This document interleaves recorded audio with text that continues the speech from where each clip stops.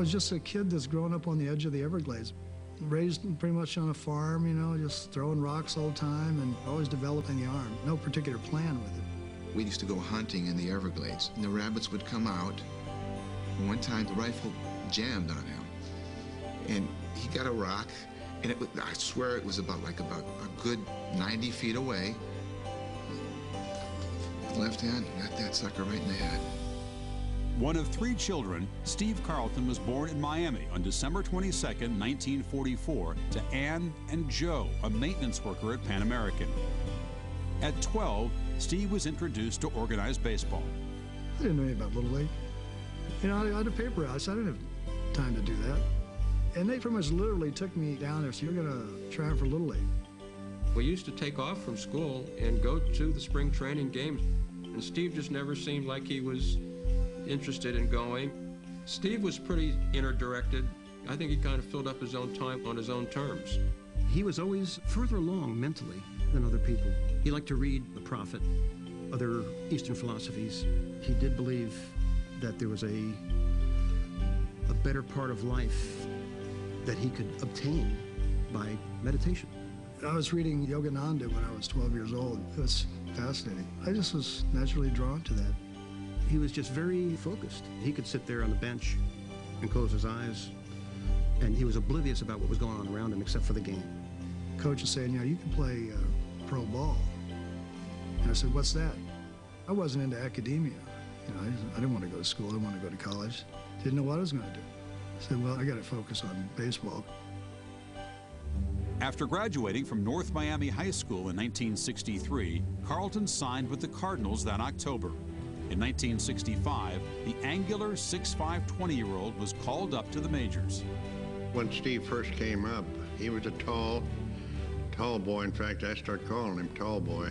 He was just a skinny guy, young kid. You don't know which way they're going to go. Steve Carlton played with Bob Gibson, and so Carlton certainly got to watch one of the great pitchers who ever lived. Steve learned more from Gibson than he did from anybody. The way he went about his independent selection of pitches, his refusal to listen to meetings because nobody could pitch like he could. Gibby was an excellent teacher, but not one-on-one, like verbally. I mean, just by watching his presence on the field. Following Gibson's example, Carlton pitched with strength, focus, and intensity, winning 27 games over his first 2 full seasons. But if he was to pitch on the same level as his mentor, he would need another pitch. On an exhibition tour in Japan after the 1968 season, Carlton began tinkering with the slider. He tested it against Japan's version of Babe Ruth, the legendary Sadahara O. He picks that front leg up like that, how he used to hit, and I threw that slider right in his ribs, you know, and it went poof, like that. And he went, you know, he went like this, and the ball went like that. You know, I said, okay, that's a good pitch. 2 balls, 2 strikes. Here's the pitch. He struck him out. He struck him out. He is banned 19, a new major league record. After winning 17 games in 1969, the next season Carlton went 10-19, leading the league in losses.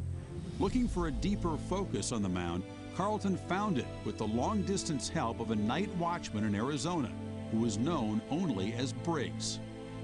This guy was sending him long letters containing snippets of deep philosophical writings by Nietzsche and Schopenhauer.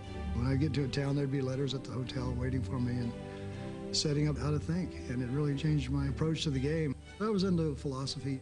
I'd read a lot of that stuff that he had sent me, but I'd never really applied it to baseball. Carlton produced his first of 6 20-win seasons in 1971. The next spring, he asked Cardinals owner Gussie Busch for a $65,000 contract. Busch offered $57,500. Carlton held out.